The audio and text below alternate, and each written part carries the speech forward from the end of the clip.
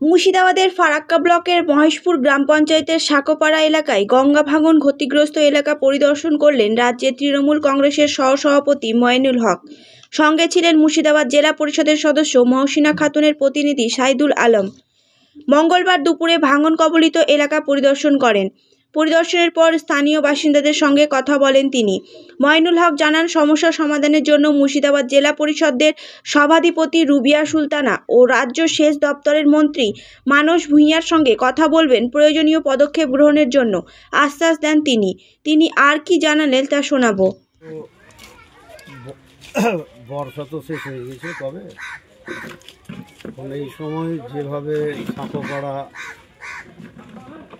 যে জায়গাটা দেখলাম আর কি, সাঁকোপাড়া গ্রামের ঠিক দক্ষিণ সাইডে, আর এখানে যেটা হয়েছে এটা তো ভাঙনের সিজন না। এখন কোন সময় কিভাবে কারেন্ট আসছে, জলে, এগুলো তো আমাদের পক্ষে বলাও সম্ভব না। এটা আমি শহীদুল আমাদের জেলা পরিষদে যাবে, উনি যেহেতু মেম্বার, জেলা পরিষদেও আলোচনা করবে। আর কালকে জেলা পরিষদের সভাধিপতিকেও দেখেছি ইন্দিরা ভবনে, বলেছে আসবে, ওনারও নলেজে দেব।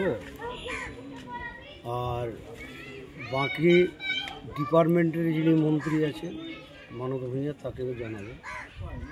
কারণ আপনারা জানেন যে এই রাস্তা একেবারে অর্জুনপুর থেকে, মানে বলা যেতে পারে দীপচন্দ্রপুর, ঠিক মানিকনগর আর কি, দীপচন্দ্রপুর বলা যাবে না, মানিকনগর থেকে অর্জুনপুর হয়ে এই রাস্তাটা একটা ভালো আমার স্বপ্নের রাস্তা করেছিলাম। দুর্ভাগ্যের বিষয় যে ভাঙন, যেহেতু গঙ্গার লীলা খেলা আমাদের পক্ষে বলা মুশকিল, কখন কোন দিকে টান নেই, তো ভেঙে যাওয়ার ফলে একদিকে রাস্তাও শেষ হয়েছে, মানুষের চলাচলেরও অসুবিধা। এটা একটা বড় কাজ। ইরিগেশন দপ্তর ছাড়া এই ধরনের কাজ অন্য কেউ করতে পারবে না।